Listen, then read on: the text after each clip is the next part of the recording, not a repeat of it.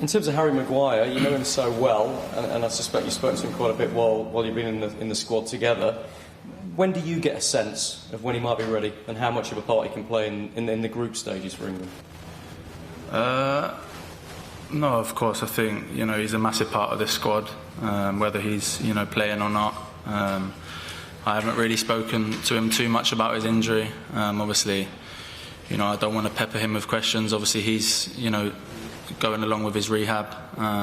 Of course, he's getting better day in, day out. So there's positive signs, but I couldn't sort of put a word on or say when I think he'll be back. Of course, we would like him to be back as soon as possible, but that's down to him and the physio, so we'll leave them to do their work and primarily focus on who's fit and available and be ready for the first game. How do you see the battle for left backs? There's a few options that Gareth's got, but you're the man with the number 3 in the squad. Do you read anything to that? No, of course not. I never really look into the numbers. I think it's of course down to Gareth what he picks. I think there's competition all over the place, which is brilliant for him. He's going to have tough decisions, not just in my position, but of course all over the park. So I think we just got to keep working hard, keep showing him what we can do, and no matter what happens, whether I play or not, I'll be with the team fully 100% and do everything I can to help them, like I said, whether I'm playing or not. Your club season finished on a low after some real high points and some real progress. I wonder how difficult it's been for you to readjust and think, I've got to go again after that disappointment, and does that give you an extra determination to finish the season on a high with England? Yeah, I think, of course, a massive low. I think, like you said, we progressed very well in the season, but we weren't just quite there at the end of it. But of course, there's always extra determination and motivation that that was the lowest of lows that could have happened personally for us this season. But luckily we've got sort of a few weeks to put things right and maybe go out on a high after the season. So that's sort of out of the window now. You kind of need to forget about it. This is a new tournament, new focus, and I need to be 100% here and not think about anything else. Good man. Luke, I don't like asking you this question, but it's one we feel we need to. Football's authorities are trying to take some steps to avoid or at least drown out any booing that might happen at Wembley during the tournament. What do you make of that? Is that enough? No, I think, look, it's really simple. I think George said it the other day. We've had discussions about it. We've all chose what we wanted to do. We all agree it was the right thing to do to carry on, taking the knee. And, it's as simple as that. We'll keep doing that. And we believe in that. And, we won't stop. Thanks, Rob. We'll take one from Zoom. John Maguire from the Scottish Daily Mail.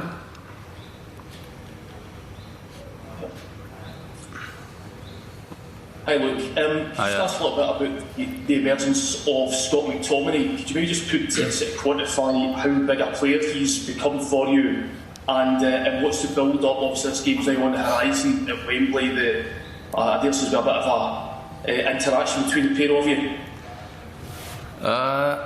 Yeah, we've had a little bit. I think we spoke a bit before we had obviously come away. There weren't too much said.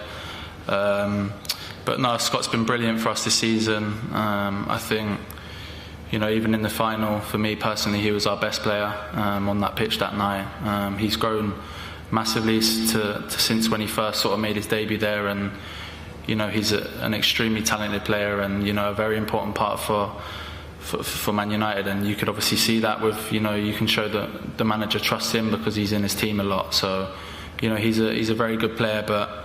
It's not just him. When we do face Scotland, they've got extremely good players all around the park, so we don't need to just focus on one individual. I'm sure we'll look into their whole team. Thanks, John. We'll go back in the room with Steve Scott from ITV.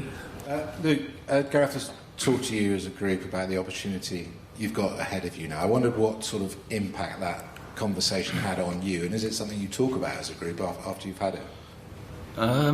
Yeah, a little bit. I think we had a little meeting this morning. I feel like what I got out of it was it was extremely inspiring. Listening to him, and we watched a little video. The whole group, and yeah, like I said, very, very inspired by it, very motivated, and I think of course, after the last tournament, things come out very positive. Although they didn't get to the final hurdle, there was lots of positives to take from that tournament, and we need to take them things into this one and push on even further. And I feel like we can do that.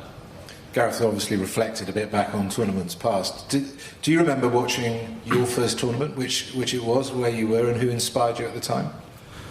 No, I think that you're always watching tournaments. I think the whole country watch them. Obviously, I can't remember when my first one was, but we always had it on in our front room. My mum and dad, especially my dad, was always watching it, and I think it's always unreal to watch the tournaments and to be a part of one. And obviously I was one of them watching the World Cup back in when they were in Russia, and to see how good they did, to see how much the fans were involved in it, and like I said earlier, it was very inspiring to see all that. And we want to taste more of that, and the most important thing is to make the country proud.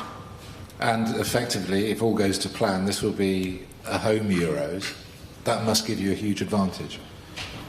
I don't know. I don't want to obviously go into talking about advantage, but it'll be very nice to be able to play most of our games at Wembley. Hopefully, of course, that's the aim, and it'll be very good. There'll be more fans in the stadium, which is another plus to be able to play in front of fans again. So. Like I said, we don't want to talk about advantages or disadvantages. We just need to focus on ourselves. No matter where we play, we need to be 100% ready. Thanks, Steve. We'll take one from Zoom. Matt Nash from the Metro. Hi, Luke. Hiya. Hi, do you look back on the summer of 2018 and how painful that was, and think about how far you've come, especially this season, to get back into the squad?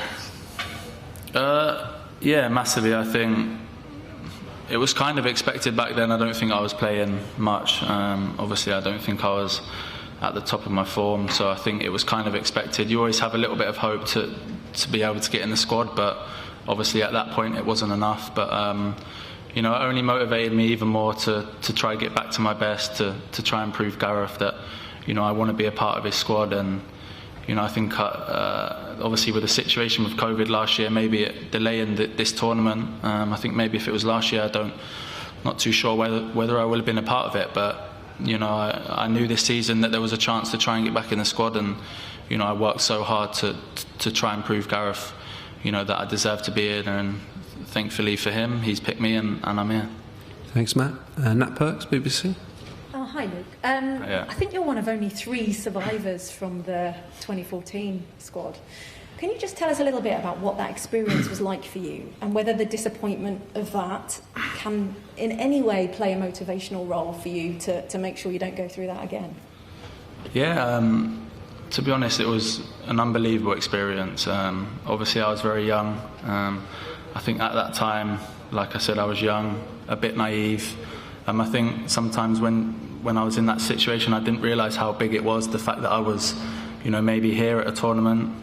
What young lads are like nowadays, they just go with it. And I think maybe I did that at that time. And I think, now to be a part of this squad, and I'm a bit more mature and understand things a lot better now. And I think,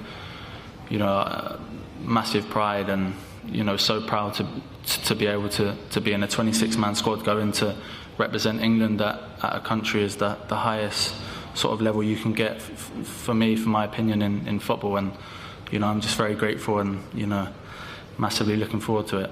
Would that be your advice then to the younger players, that you don't know what you've got till it's gone, and they should see what you've kind of been through in the last 6-7 years? Yeah, 100%. I think, like I said then, it's an extremely big honour. I don't think the young lads need to put too much pressure on themselves. They got the world at their feet, the talent we've got in this squad. They just need to go out and do their football. What they've been doing week in, week out for their team. But it's just to enjoy the experience. It's you don't get many opportunities like this to represent your country at a major tournament. So I think most important thing is to embrace it and of course enjoy it.